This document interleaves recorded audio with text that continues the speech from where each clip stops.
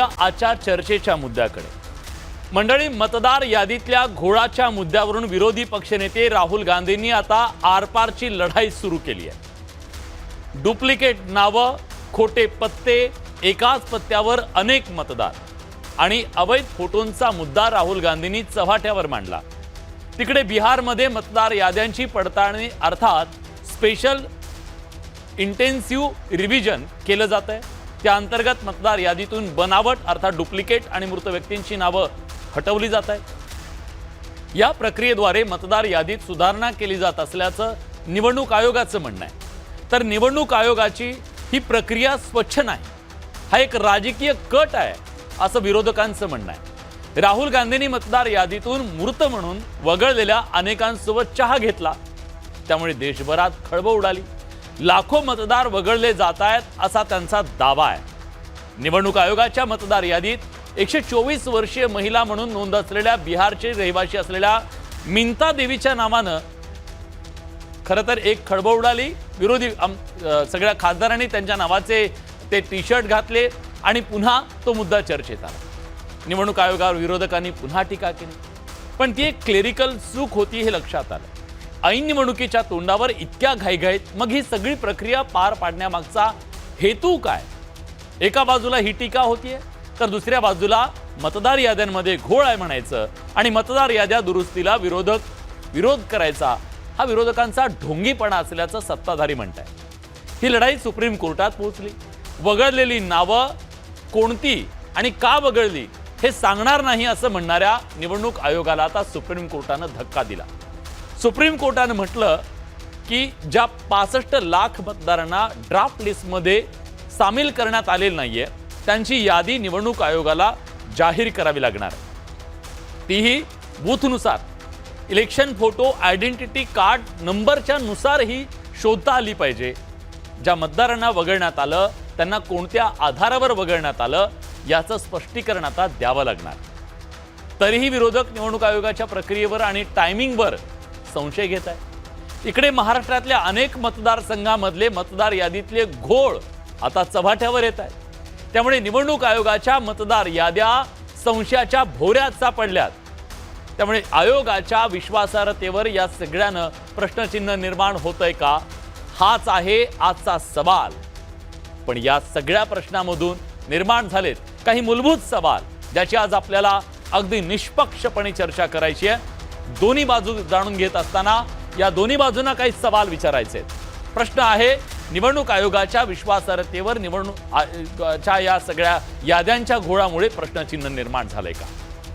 आपल्याला प्रश्न उपस्थित करायचा आहे, निवडणूक आयोग विरोधक म्हणतायत तसं खरंच काही लपवाछपवी करतंय का? निवडणूक आयोग काहीतरी लपवू पाहतोय का? आणि सत्ताधाऱ्यांसोबत त्यांचं काही संगनमत आपल्याला दिसतंय का? मतदार याद्यांमधल्या घोळाला नेमकं जबाबदार कोण आहे? जर हे घोळ आहेत, दोघेही म्हणतात आहेत, तर मग त्याला जबाबदार कोण आहे? विरोधकांचा मतदार याद्या सुधारणेला विरोध काय? सत्ताधारी असं म्हणतायत एका बाजूला घोळ आहे म्हणायचं, घोळ निस्तरण्यासाठी सुधारणा केली तर त्याला विरोध करायचा, हा ढोंगीपणा असल्याचं सत्ताधारी म्हणतायत। दुसऱ्या बाजूला मतचोरीचा जो आरोप केला जातोय तो आरोप खरा आहे की केवळ राजकीय वादंग निर्माण करण्याचा, तो कांगावा निर्माण करण्याचा प्रयत्न आहे? याबद्दलची सुद्धा चर्चा आज बडे मुद्देच्या माध्यमातून आपल्याला करायची आहे। आता ही चर्चा करण्यासाठी आपल्या सोबत मान्यवर पाहुणे आहेत। माझ्यासोबत या चर्चेत सहभागी होण्यासाठी स्टुडिओमध्ये राजकीय रणनीतिकार अभिजित ब्रह्मनाथकर आहेत, स्वागत आहे तुमचं। आपल्यासोबत राष्ट्रवादी शरदचंद्र पवार पक्षाचे आमदार उत्तमराव जानकर आहेत। उत्तमरावांनी ईव्हीएमच्या विरोधात केलेली बॅटिंग सगळ्या देशाला माहीत आहे। आज मतदार याद्यांबद्दल त्यांचं काय म्हणणं आहे आपल्याला ऐकायचं आहे। काँग्रेसचे प्रवक्ते बालाजी गाडे पाटील आपल्या सोबत आहेत, तुमचंही स्वागत आहे। भाजपचे प्रवक्ते विश्वास पाठक सर आपल्या सोबत आहेत, तुमचंही स्वागत। शिवसेनेचे सहमुख्य प्रवक्ते डॉक्टर राजू वाघमारे आपल्या सोबत आहेत, तुमचंही स्वागत। आणि शिवसेना उबाठाचे समर्थक किशोरभाऊ तिवारी सुद्धा आपल्या सोबत आहेत, जे ग्राउंडवर काम करतात। त्यामुळे किशोरभाऊंचं मत सुद्धा मला जाणून घेणं महत्त्वाचं वाटतं। मी सगळ्या पाहुण्यांचं स्वागत करतो। पण या चर्चेची सुरुवात मी करणार आहे ती म्हणजे उत्तमराव जानकर यांच्यापासून। उत्तमराव, खरं तर महाराष्ट्रात तुम्ही ईव्हीएमचा मुद्दा निवडणूक झाल्याच्या नंतर मांडला, तुम्ही तुमच्या आमदारकीचा राजीनामा फेकला आणि सांगितलं की इथल्या निवडणूक आयोगावर सगळ्या याच्यावर आमचा अविश्वास आहे. आता जो मतदार याद्यांमधला घोळ समोर आलाय त्याच्यातले अनेक महाराष्ट्रातले मतदारसंघ आहेत. तुम्हाला ग्राउंडवर काय दिसलं? खरंच मतदार याद्यांमध्ये जो घोळ आहे तो घोळ त्याला जबाबदार कोण आहे का आणि किती आहे आणि कसा आहे? नाही, नक्कीच. बडे मुद्द्यामध्ये मला बोलवलं, तुम्हा सर्वांचं मनापासून आभार मानतो की 23 जानेवारी 2025 रोजी मी या बाबतीमध्ये इलेक्शन कमिशनला भेट घेतली होती आणि त्यावेळी इलेक्शन कमिशनकडे मी या मतदार याद्याच्या बाबतीमध्ये आणि ईव्हीएम मशीनच्या बाबतीमध्ये सर्व काही त्यांना मी 12 प्रश्न विचारलेले होते. बर आणि या 12 प्रश्नामध्ये इलेक्शन कमिशननं आजपर्यंत माझ्याशी संपर्क केला नाही. मला कधीही त्या बाबतीमध्ये एखादं पत्र सुद्धा काढलं नाही. माझे मुद्दे असे होते की मतदार यादी ती डिजिटल स्वरूपामध्ये तुम्ही दिली पाहिजे, ती पारदर्शक असली पाहिजे. नंबर 2 चा विषय असा होता की या मतदार याद्यामध्ये दुबार नावं अनेक पटीनं आहे. बर नंबर 3 चा मुद्दा आहे की या मतदार याद्या अद्ययावत नाहीत. यामध्ये मृत मतदारांची संख्या माझ्या मतदारसंघामध्ये 37 ते 38 हजाराच्या आसपास आहे. हा आणि या मृत मतदारांमधले जवळजवळ 20,000पेक्षा अधिकचे मतदार हे पोलिंग त्या ठिकाणी मतदान होतं. हा आणि त्याच्याही पलीकडे जाऊन ज्या माझा मुद्दा जो ईव्हीएमचा होता की निवडणूक पद्धत ही पारदर्शी पाहिजे. जर तुमच्यावरती शंका निवडणूक आयोगावरती आम्ही त्या ठिकाणी उपस्थित केली तर त्या ठिकाणी निवडणूक आयोगाला माझे असे प्रश्न होते, हा तुम्ही त्या मतदार कंपार्टमेंटमध्ये don't hang any high voltage bulb हे कशासाठी प्रत्येक वेळेला तुम्ही नियमामध्ये हे परिपत्रक काढता? हा नंबर 2 चा विषय असा होता की व्हीव्हीपॅटला जी ग्लास लावलेली आहे समोरची, ही ग्लास गॉगल ग्लास का आहे? तिसरा प्रश्न माझा असा होता की व्हीव्हीपॅटच्या आतमध्ये बल्ब का लावलेला आहे, तेवढ्या पुरतच आम्हाला चित्र का दाखवा? हा बर ठीक आहे. हे सगळे मुद्दे तुम्ही उपस्थित केले पण त्याचं कुठलंही उत्तर तुम्हाला समाधानकारक मिळालं नाही असं तुमचं म्हणणं आहे. आपल्या सोबत या चर्चेत किशोर भाऊ तिवारी आहेत. किशोर भाऊ, ज्या पद्धतीनं आता एक राळ उठवून दिली आहे राहुल गांधींनी, मतदार याद्यांमधला घोळ हा खरं तर आत्ता युरेका युरेका म्हणण्यासारखा प्रसंग आहे की हे आधीपासून आहे, हे असंच चालत आलेलं आहे आणि या सगळ्यामध्ये राजकीय हस्तक्षेप अशा प्रकारची मांडणी केली जाते? तुम्हाला हे मान्य आहे का? नाही, विलास, फार गंभीर मुद्दा आहे. कसं झालं की आज 75 वर्ष झाली आपण निवडणुकीला फेस करत आलो, मात्र इलेक्शन कमिशन कडे कोणतीही स्वतंत्र यंत्रणा नाही, इलेक्शन कमिशन आणि सेन्सर बोर्ड कडे. मग काय होते की जिल्ह्यात एक जिल्हाधिकारी असतो, तो मुख्य निवडणूक अधिकारी असतो आणि पनिशमेंट म्हणून एका एसडीओ ला तिथे ठेवतात. तो उपजिल्हाधिकारी हा निवडणूक प्रभाग पाहत असतो आणि त्याची इच्छा असते की कसं तरी याच्यातून मी निघतो. आणि मग काय असते की जिल्हा स्तरात हे सगळं झालं, मग उपविभागीय स्तरावर तर काहीच नाहीये, परंतु तालुका स्तरावर तो तहसीलदार इन्चार्ज असतो आणि यंत्रणा ही सगळी यंत्रणा मास्तर लोक आणि हे सगळं स्टाफ करत असते, म्हणजे सरकारची यंत्रणा असते. मात्र तुम्ही एक म्हटलं की डबल नाव वगैरे, तर जसं मी पांढरकवड्यात राहतो, नागपुरी राहतो, तर ऑटोमॅटिकली मी नागपूरमध्ये आहे, मी 2 वेळा पत्रही दिले की यार मला इथे ठेवू नका, मी पांढरकवड्यात मतदान करतो, तर माझं पांढरकवड्यातही मतदान आहे. इतकं काय, माझं एका खेड्यात माझी शेती आहे तिथेही मतदान होतं. आता हे डिलिशन जे आहे हे अप टू डेट नाही. तर याच्या हा जो हे जे प्रकार आहेत हे 2004 पासून मला अनुभव आहे. 92 मध्येही मला अशीच यादी दिसली असती. तर मला एक म्हणायचं आहे की निवडणूक आयोग यांनी यावर जे उत्तर देतात ना, जेव्हा राहुल गांधी हे 7व्या नंबरवर घटनात्मक पोस्टवर आहेत, तेव्हा जे प्रश्न विचारतात त्याच्यावर उत्तर सकारात्मक आलं पाहिजे. बर. आणि याद्या अपडेट करायचं म्हणजे काय, का दिनेश वाघमारे अपडेट करणार? अहो, यंत्रणा यांच्याकडे काहीच नाही आणि शेवटी जाऊन यांना ते प्राथमिक शाळेचे शिक्षक आणि नगरपालिकेचा कर्मचारी वर्ग हाच भेटतो आणि त्यांच्या जबाबदाऱ्या कुठं फिक्स होणार? आणि असं आहे की ग्रामीण भागातले मतदान महानगरपालिकेत गठ्ठा आणून त्यांचं मतदान करणं आणि याच्या भरोशावर महानगरपालिकेत कॉर्पोरेटर होणं हा प्रकार मी पाहिला होता. हे परिणय फुके वगैरे असेच व्हायचे. तर हा जो प्रकार आहे आणि हा जो घोळ आहे याला प्रोफेशनली हँडल करायची आवश्यकता आहे. दुसरं काय झालं, सगळ्यात महत्वाचं म्हणजे विलास बडे या मुद्द्याच्या ऐरणीवर आल्यानंतर भारताच्या निवडणुका या रिग होतात आणि ते अधिकृतपणे रिग केले जातात. ही जी शंका उपस्थित झाली आहे या शंकेचं निरसन व्हायला पाहिजे. महाराष्ट्रात आम्हाला पचलं नाही, सांगतो ना, लोकसभेत आम्हाला 240 मतदारसंघात लीड होता आणि आम्हाला वाटलं की 200 तरी आमच्या जागा येतील आणि भाशिंग लावून मुख्यमंत्री होण्यासाठी एवढी भांडणं होती की सगळे मुख्यमंत्री व्हायला निघाले होते. पण निवडणुकीचे निकाल लागले तर नाना पटोले जे सगळ्यात आघाडीवर होते ते तर बॅलेट पेपरवर निवडून आले. तर कोणाला पचलं नाही. पचल्यानंतर याचं पोस्टमॉर्टम सुरू झालंय. तर याचं समाधान करणं निवडणूक आयोगाला अत्यंत गरजेचं आहे. पण तुम्ही बघा, राहुल गांधीची प्रेस कॉन्फरन्सच्या अर्ध्या तासात ते शपथपत्रावर टाका. अरे, शपथपत्रावर अनुराग ठाकूर काल म्हणतात भाजपच्या मतदारसंघात नाही, अखिलेश यादवचाही 2.5 लाख आहे, म्हणजे 2.5 लाख तिथे आगाऊचे मतदार. म्हणजे अनुराग ठाकूरच्या बोलण्यावर तर इन्क्वायरी करा.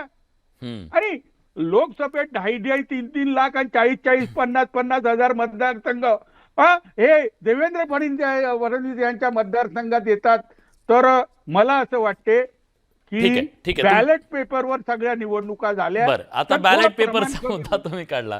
बरं, ठीक आहे. अरे नाही, विश्वास पाठक सरांना मला त्यांना विचारू द्या सर, जेव्हा इतक्या मोठ्या संस्थेवरती, घटनात्मक संस्थेवरती प्रश्नचिन्ह निर्माण केलं जातं, जर घोळ आहेत असं नाहीये, आपण क्षणभर असं म्हणूया की ठीक आहे काँग्रेसने आता आरोप केले, पण अनेक वर्ष तुम्ही पण अशाच प्रकारचे आरोप करत होतात. या देशातल्या जनतेला सुद्धा माहिती आहे की 50% 60% मतदान होतं, कारण मतदान होतं, रांगा लागतात, पण ते बाकीचे वरचे कोण असतात ते का मत करत नाहीत.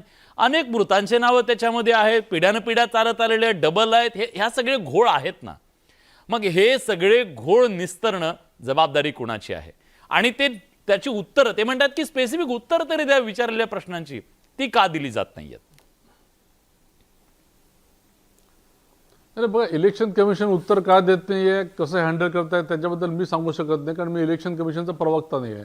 अगदी बरोबर. इलेक्शन कमिशनच्या समोर काही प्रश्नचिन्ह असे निर्माण झाले असतील की काँग्रेस ज्यांना जेव्हा 99 लोकसभेमध्ये जागा मिळाल्या तेव्हा काँग्रेसने मोठ्या प्रमाणामध्ये सेलिब्रेशन केलं, कारण काँग्रेसला माहित होतं की आपण 45 वरून 99 वर गेलेलो आहे. बोला बोला, मध्ये बोलू नका. त्यांचं होऊ द्या ना. हा, किशोर भाऊ, तुमचं पाल्हा मी एवढा वेळ ऐकलं, चुप बसलो होतो, मध्ये बोलू नका कोणी, कृपा करून. बघा, 99 वेळानंतर सेलिब्रेशन होतं, यांना सगळं व्यवस्थित वाटत होतं. मला सांगा की मतदार याद्यांमध्ये जर घोळ झाला असेल आणि आम्ही जर 313 वरून 240 वर येत असू तर मग हा विरोधाभास नाही का?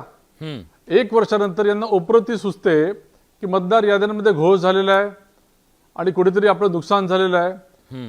यांचा कोणत्याही कॉन्स्टिट्युशनल बॉडीजवर यांचा विश्वासच नाही. मग ते हायकोर्ट असो, सुप्रीम कोर्ट असो, इलेक्शन कमिशन असो, ईव्हीएम मशीन असो, यांचा तुम्ही जर ट्रॅक रेकॉर्ड बघितला तर यांना तेवढ्याच सिरियसली इलेक्शन कमिशन असो की हायकोर्ट बघत असतं.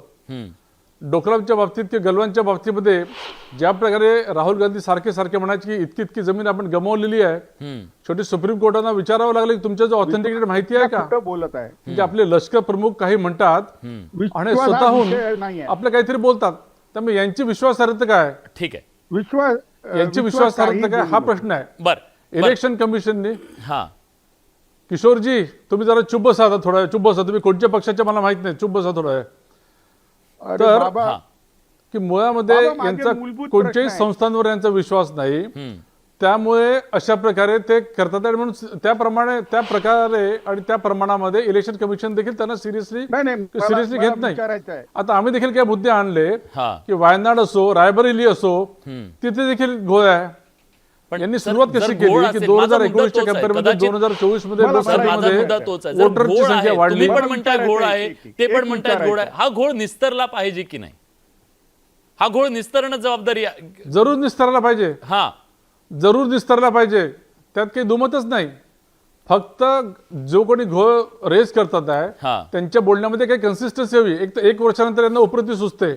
99 जागा मिळायला सेलिब्रेशन केलं, 240 जागांवर बीजेपी आली, सेलिब्रेशन केलं. बरं किशोर भाऊ, मात्र एक एक प्रश्न वर्षानंतर पटकन त्यांना विचारा, दिसतं की मला आता बालाजी आपल्याला गाडी 4-5 पाटलांना वर्षाचं विचारायचं काम आहे. नाही. हा. नाही, मला विश्वासला हेच विचारायचं आहे की जर त्रुटी असतील आणि त्याच्यावर प्रश्न विचारले गेले तर तुम्ही सुद्धा त्रुट्या काढत आहात. तुम्ही म्हणताय की वायनाडमध्येही चूक आहे आणि त्या अखिलेश यादवमध्ये चूक आहे, सगळ्याही चूक आहे, तर तुम्ही कबूल का करत नाही? वरून तुम्ही म्हटलं की मी काही निवडणूक आयोगाचा प्रवक्ता नाही, तर देवेंद्र फडणवीस, अनुराग ठाकूर हे काय प्रवक्ते आहे का? विश्वास हा प्रश्न आहे निवडणूक प्रक्रियेचा, ज्याच्यामुळे सरकार निवडून येते. आणि महाराष्ट्राचं सरकार हे फर्जी असेल कारण निवडणुकीच्या दिवशी रिझल्ट लागल्यानंतर अनेक तुमचे आमदार म्हणत होते की आमचं जमल असं वाटत नव्हतं, पण जमलं. त्याच्यात बरं बरं ठीक आहे, आपण फडणवीस होता. त्याच्यात नको जायला.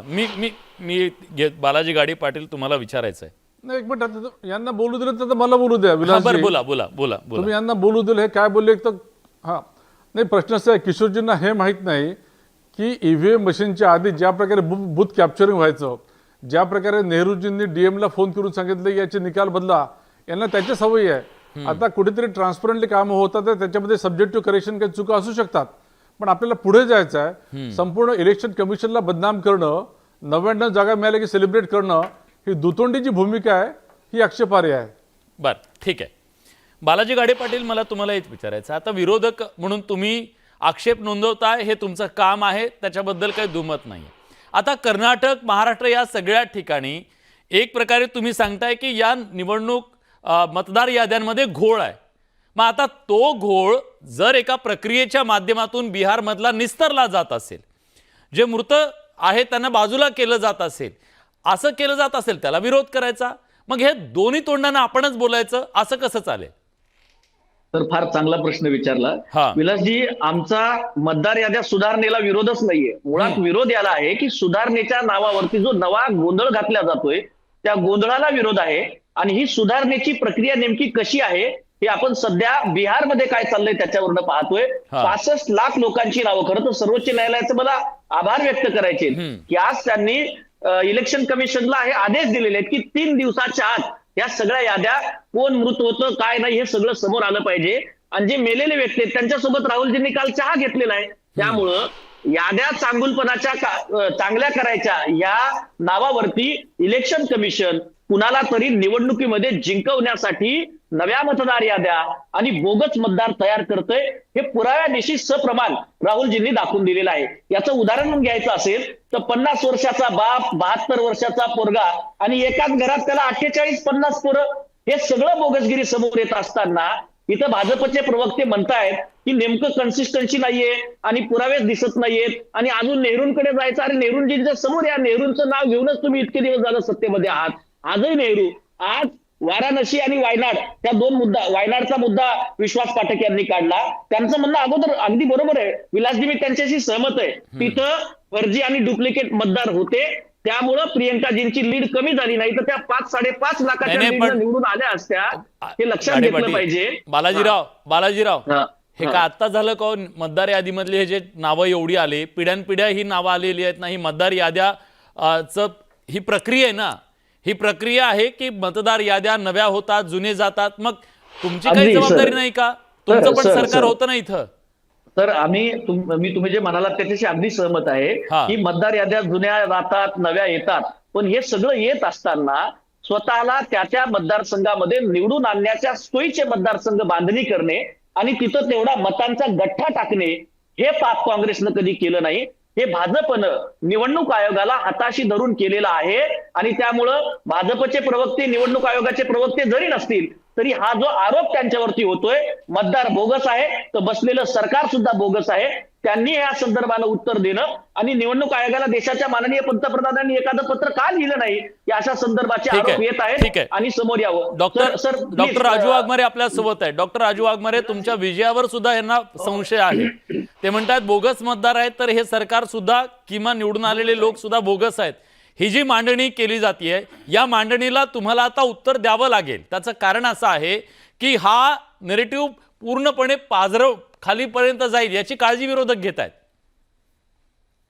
सगळ्यात पहिली गोष्ट विलासजी, या नरेटिव्हला आपण म्हणूया फेक नरेटिव्ह. कसं फेक नरेटिव्ह आहे ते मी तुम्हाला सांगतो. हा, राहुल गांधींनी ज्या गोष्टी सांगितल्या की निवडणूक यादीमध्ये घोटाळा आहे का, 5 प्रकारचा घोटाळा आहे, एका घरात जास्त मतदार, मेलेले मतदार, परत जिवंत दाखवणं किंवा जिवंत असलेले मेलेले दाखवणं, हा सगळा घोळ मतदार यादीत आहे. मग मतदार यादीतला हा जो घोळ आहे हा नीट केला पाहिजे, हे आपल्या सगळ्यांचं मत आहे की हे नीट केलं पाहिजे. माझा आक्षेप या गोष्टीवर आहे की हा जो त्याच्यातला घोळ आहे, या घोळावर ज्यावेळी राहुल गांधी म्हणतात किंवा विरोधक म्हणतात की ही मतांची चोरी झालेली आहे, आता ही मतांची चोरी या शब्दाला तुम्ही कसं सांगणार? प्रत्येक मतदारसंघामध्ये मी आज माझं राजकीय जीवन पणाला लावतो, प्रत्येक मतदारसंघाच्या मतदार यादीमध्ये तुम्हाला एक ना एक जिवंत माणूस, मृत झालेला किंवा मृत माणूस तिथे असलेला तुम्हाला बघायला मिळेल. तुम्हाला काही जणांचं वय वेगळं झालेलं तुम्हाला बघितलं पाहिजे. वाघमारे साहेब दररोज बातम्यांवरती काय घडतंय किमान बघा तरी. अहो तुम्ही खोटं बोलताय. दररोज वाघमारे साहेब बघितलं पाहिजे तुम्ही. अहो मेलेली माणसं जिवंत होऊन समोर येत आहेत तरी तुम्ही डोळ्यावरती आंधळी पट्टी बांधून जर देशाची दिशाभूल करणार असाल तर सरकार म्हणून हे शोभणार नाही. बालाजीराव त्यांनी मान्य केलं ना, त्यांनी ती गोष्ट मान्य केली की प्रत्येक मतदारसंघात असं असू शकतं की एखादा जिवंत माणूस आहे तो मृत दाखवलाय किंवा मृत असलेले अनेक माणसं यादीत असू शकतात. देशभरामध्ये असंख्य प्रकरण समोर आलेले आहेत. आणि सर ऐका विलासजी हा मुद्दा सांगतो, ऐकायला तुम्ही खोटं बोलणं बंद करा. तुम्ही खोटं बोलणं बंद करा. SIRच्या नावाखाली वाघमारे साहेब, SIRच्या नावाखाली जी सुधारणा केली जाते त्यात कितीतरी मेलेल्या लोकांच्या वोटिंग कार्ड त्यांच्या घरी जाऊन पोहोचलेले आहेत. तुम्हाला मी नावानिशी यादी सांगू का? आता जर मेलेले माणसं मतदार याद्यामध्ये करताय, मला आणखी पाहुण्यांकडे जायचंय. प्लीज म्हणजे जशी लोकसभा जिंकली, विधानसभा जिंकली, त्याच पद्धतीनं मतचोरी करून बिहार जिंकण्यासाठी मतांवरती दबाव टाका तुम्ही. नाही आता तर स्पष्ट. हा डॉक्टर राजू वाघमारे प्लीज तुमचं पटकन हे करा, मला पाहुण्यांकडे जायचं. आम्ही ज्यावेळी बोलतो त्यावेळी आम्ही त्यांचं म्हणणं ऐकून घेतलं की नाही? हो, नाही मी सांगितलं त्यांना, त्यांना पुढे बोला आता प्लीज त्याच्यात कशाला वेळ घालवायचा. हा बघा, सगळ्यात पहिली गोष्ट मी काय सांगतोय स्पष्टपणे की प्रत्येक मतदार यादीमध्ये घोटाळा असणारच. तुम्हाला नावं जास्त प्रमाणात दिसतील, कमी प्रमाणात दिसतील, पण हा घोटाळा आहे, एक लक्षात घ्या. माझा आक्षेप कशाला आहे? नाही विरोधक जे ऐका ना, मला बोलू द्या. बरं बोला.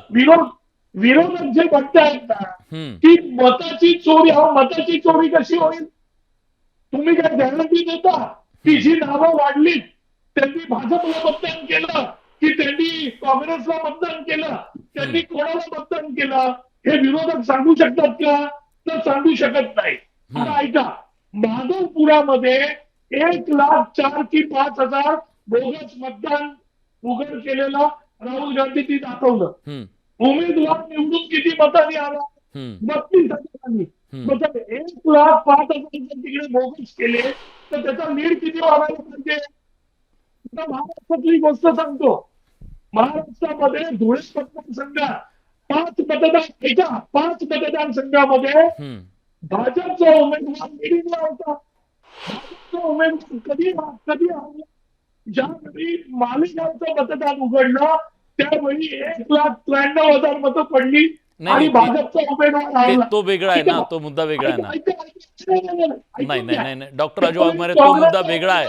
तुम्ही तो विषयांतराचा मुद्दा होईल. कारण हा ठीक आहे, मला अभिजित ब्रह्मनाथकर यांना विचारायचं आहे, मतांची चोरी हा घोळ की शब्द घोटाळा? चुकीचा आहे. एक, निवडणूक आयोगाच्या या मतदार याद्यांमध्ये घोळ झालाय हे मान्य सगळे करतायत, विरोधक म्हणतात घोटाळा झालाय. तुम्ही याच्याकडे कसं पाहता? तुम्ही रणनीतिकार म्हणून काम करताय, काय सांगाल? विलास, सर्वात महत्त्वाची गोष्ट हे राजकीय आरोप प्रत्यारोपांमध्ये शब्द काही असू शकतील, घोळ किंवा घोटाळा ते राजकीय पक्ष करू शकतील, परंतु एक निवडणुकीचा अभ्यासक आणि रणनीतिकार म्हणून मी जेव्हा निवडणूक प्रक्रियेकडे पाहतो तेव्हा मला दिसून येतं निवडणूक आयोगाच्या प्रक्रियेत त्रुटी आहेत. त्याची मूळ त्रुट ही आहे की या देशामध्ये जेव्हा पीपल रिप्रेझेंटेशन ऍक्ट 1950 आला त्यानंतर निवडणुकीसाठी कुठलीही स्थायी यंत्रणा उभारल्या गेलेली नाही. जी निवडणुकीची यंत्रणा असते ती निवडणुकीच्या 6 महिने आधी कामाला येते, निवडणूक झाल्यावर 2 महिन्यानंतर ती पुन्हा प्रक्रियेत जाते. म्हणजे ही सगळी निवडणुकीची प्रक्रिया उधारीवर आलेली असते. मग उसनवारीवर म्हणा किंवा उधारीवर म्हणा. मग ती महसूलची यंत्रणा वापरतात, कधी शिक्षण खात्याला वापरतात, कधी सरकारी कर्मचारी विविध खात्यातून मागवलेले असतात. ही झाली एक गोष्ट. दुसरी महत्वाची गोष्ट, आता जी मतदार यादीवरून आपण सगळेजण बोलतोय, तर या देशामध्ये मतदार यादी कोण तयार करतो? अशी कुठली स्थायी यंत्रणा निवडणूक आयोगाकडे नाही. ती यंत्रणा ही निवडणुकीच्या आधी आणि दरवर्षी 25 जानेवारीला आपण राष्ट्रीय मतदाता दिवस साजरा करतो, तो एक महिना आपण मतदार नोंदणी अभियान म्हणून चालवतो. त्यावेळेला महसूल यंत्रणा ह्या आपले अर्ज स्वीकारतात आणि जे काही त्यांच्याकडे अर्ज कागदपत्र येतात त्यानुसार ते नाव त्यात सामील करतात. दुसरी महत्वाची गोष्ट, एखादा व्यक्ती मृत पावला तर मृत पावला ही व्यक्ती स्वतः जाऊन निवडणूक आयोगाला सांगत नाही, कारण ती स्वर्गवासी झालेली आहे. मग कुणीतरी घरातला व्यक्ती, शेजार पाजारचा व्यक्ती हा कळवतो. तो कुणाला कळवतो? BLO ला कळवतो. BLO जातो घरी, त्यावेळेला जो घरातला कर्ता पुरुष असतो तो कामावर गेलेला असतो. मग घरातली एखादी व्यक्ती सांगते हा व्यक्ती यावर्षी मृत पावला. मग तो BLO म्हणतो तो मृत पावला तर मृत्यू प्रमाणपत्र द्या. घरातल्या कुठल्या व्यक्तीकडे मृत्यू प्रमाणपत्र नसतं. किंवा तो म्हणतो जर तुमचं नाव जोडायचंय तर त्याची कागदपत्र द्या, जन्म प्रमाणपत्र द्या, त्याचा तो कुठं शिकतो त्याचा आधार कार्ड किंवा इतर कुठल्या गोष्टी द्या. तर ती कागद पुरवली जात नाहीत आणि ती कागद व्यवस्थित न पुरवल्यामुळे हा सगळा घोळ निर्माण होतो. दुसरी महत्वाची गोष्ट, मी माझं उदाहरण देतो. माझं मूळ गाव परभणी, मी राहतो मुंबईत आणि माझं काही कारकीर्द दिल्लीत गेलेली आहे. तर माझं नाव मी जिथं जिथं आहे तिथं नाव आलेलं आहे, परंतु ते नाव डिलीट करण्याची प्रक्रिया मी पालन केलेली नाही, त्यामुळे माझं नाव 3 ठिकाणी आहे. मग हे तपासण्याची यंत्रणा कुठेही अस्तित्वात नाही. त्यामुळे ही प्रक्रिया आधी समजून घेतली पाहिजे आणि त्यातल्या त्रुटी समजून घेतल्या तर हा घोळ का घोटाळा याचं उत्तर सगळ्यांना मिळून जाईल. या त्रुटी दूर कशा होतील? जर आता ज्या पद्धतीनं स्पेशल इंटेन्सिव्ह रिव्हिजन केलं जात आहे हे अधिक वेगानं करणं गरजेचं आहे, देशपातळीवर ते करणं गरजेचं आहे का आधार कार्ड त्याला जोडल्यानंतर हा प्रश्न मार्गी लागू शकतो? काय तुमचं मत काय? विलास, सर्वात महत्वाचं मतदार यादीतला घोळ दूर करायचा आहे तर मतदार नोंदणी आणि निवडणूक आयोगाला एक स्थायी यंत्रणा उभी करावी लागेल. जर ती उभी केली तर 365 दिवस आणि 24 तास कुठलाही व्यक्ती तो अर्ज करू शकेल आणि ती एक प्रक्रिया सोपी आणि सुलभ असली पाहिजे आणि ती डिजिटल असली पाहिजे. की मी जर माझं नाव नोंदवायचंय तर ते सहजगत्या झालं पाहिजे.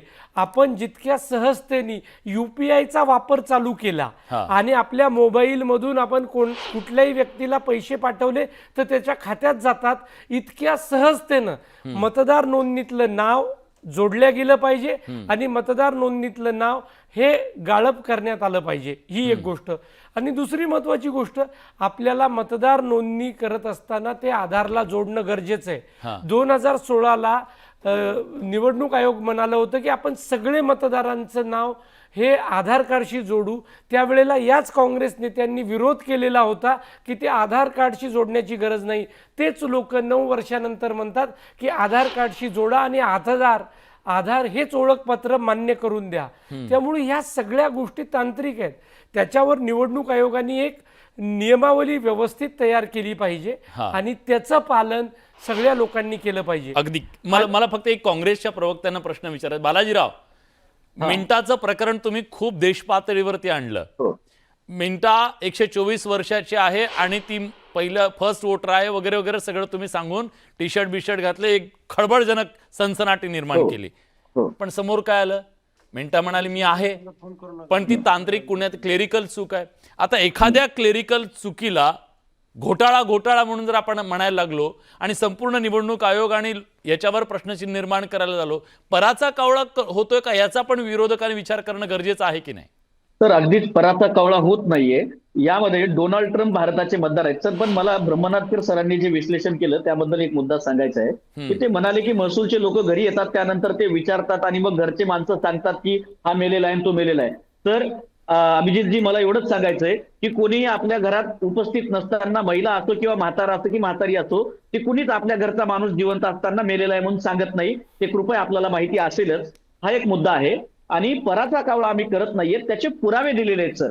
जेवढा गठ्ठ्यांमध्ये तांत्रिक चुका तर आहेत ना, त्या काही याच काळात आहेत असं नाही, याच्या आधी सुद्धा होत्या. विलासजी, अगदी सत्य विलासजी, तुम्ही जे म्हणताय मी सहमत आहे. तांत्रिक चुका वेगळ्या, तांत्रिक चुका होत्या, पण ठरवून मतदारसंघ निहाय स्वतःचे उमेदवार निवडून आणण्यासाठी निवडणूक आयोगाची यंत्रणा कामाला लावून निवडणुकीचा म्हणजे विजय प्राप्त होईल एवढा गठ्ठ्याचा फेर तिथं घोटाळा प्रत्येक मतदारसंघात झालेला आहे. आणि म्हणून आमचं म्हणणं आता अशा प्रकारचं आले ना, यादी तुमच्याकडे येणार आहे, यादी तुमच्याकडे येणार आहे, जबाबदारी तुमची सुद्धा आहे आणि ती यादी तपासून घ्या. पुन्हा निवडणुकीच्या नंतर म्हणू नका की अरे तेव्हाच बघायला पाहिजे होतं आपण. डोकं खाजवण्यात काय अर्थ नाही नंतर. विलासजी, आम्ही सिद्ध करू. आणि त्यामध्ये वाराणसी मधनं सुद्धा किती घोटाळ्यावरती देशाचे माननीय पंतप्रधान निवडून आलेत हे सुद्धा आम्ही सिद्ध करू. माझा वेळ संपला, माफ करा, माझा वेळ संपला. खरं तर आज 6 पाहुणे होते, वेळ कमी पडला. पण प्रेक्षको, ही चर्चा आपल्याला सुरू ठेवायची. या पुढच्या काळात सुद्धा याच्यातले मुद्दे दोन्ही बाजूनी मुद्दे आहेत. पण लोकशाहीच्या सुदृढीकरणासाठी, ही निवडणूक प्रक्रिया पारदर्शक होण्यासाठी चर्चा होणं सुद्धा गरजेचं आहे. होऊ दे ना आरोप प्रत्यारोप, काय हरकत आहे, पण पारदर्शकता आली पाहिजे. लोकशाहीसाठी ती महत्वाची आहे. प्रेक्षकांचं काय मत आहे बघा. निवडणूक आयोग या मताचा सुद्धा विचार करेल. घोळानं निवडणूक आयोगाच्या विश्वासार्हतेवर प्रश्नचिन्ह निर्माण झालंय का बघा. 93% लोक म्हणतात विश्वासार्हतेवर प्रश्नचिन्ह निर्माण झालंय. विरोधकांचं हे यश आहे असं म्हणूया, कारण आता जे प्रश्न सामान्य जनतेच्या मनात निर्माण झालेत ना, त्या प्रश्नांचं निराकरण करणं आणि पारदर्शकता आणणं निवडणूक आयोगाची जबाबदारी आहे, यंत्रणेची सगळ्यांची जबाबदारी आहे. आणि लोकशाही सक्षम करण्यासाठी हे सगळे संभ्रम दूर होणं अतिशय गरजेचं आहे. त्यासाठी चर्चा करत राहू, प्रश्न विचारत राहू. पण आजच्या चर्चेत आपण सगळेजण आलात, आपली भूमिका मांडली, त्याबद्दल सगळ्यांचे मनापासून आभार. बडे मुद्देच्या आजच्या चर्चेत आपण इथेच थांबतोय. धन्यवाद.